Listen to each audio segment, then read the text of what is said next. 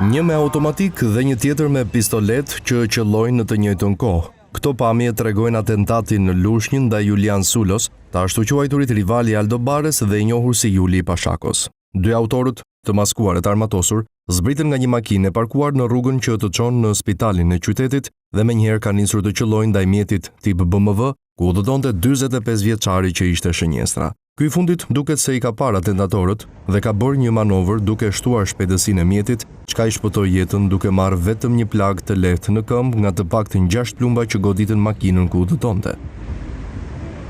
E gjithë ngjarja zgjati gati 10 sekonda dhe është fiksuar nga kamerat e sigurisë të vendosura në zonë. Duke parë skemën e atentatit dhe qëndrimet e autorëve në këtë foto, dyshimet janë se ata mund të jenë vrasës të paguar ose persona të njohur për përdorimin e armëve të zjarrit. Sulmi brutal në mes të një zone të banuar, pa llogaritur se mund të shkaktonte viktima të pafajshme, tregon se qëllimi i atentatit ishte eliminimi 45 vjeçarit Julian Sulo. Pas atentatit, autorët e skuadrës së qitjes janë rikthyer në mjetin e tyre dhe janë larguar me shpejtësi nga zona, ndërsa pak minuta më pas, mjeti që përdorën u gjeti djegur në fshatin Lifaj dhe brenda saj edhe armë zjarri.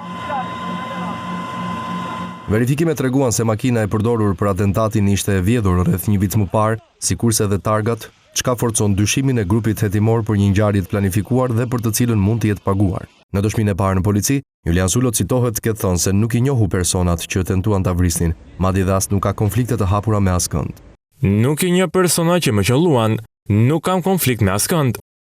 Ky qëndrimi 45 vjeçarit vështirëson punën e grupit hetimor që tashmë duhet të vijojë të ndjek një sër pistash dhe gjurmët në skenën e krimit për të arritur te personat që tentuan ta vrisin Julin e Pashakos. Që në orët e para pas atentatit dhe përgjatë mërkurës, policia e Lushnjës mësohet se ka shoqëruar disa persona për të dhënë dëshmi mbi dinamikën e atentatit apo motivet që mund të fshihen pas sulmit me armë në mes të zonës banuar, çka mund të prodhonte një masakër me viktima civile.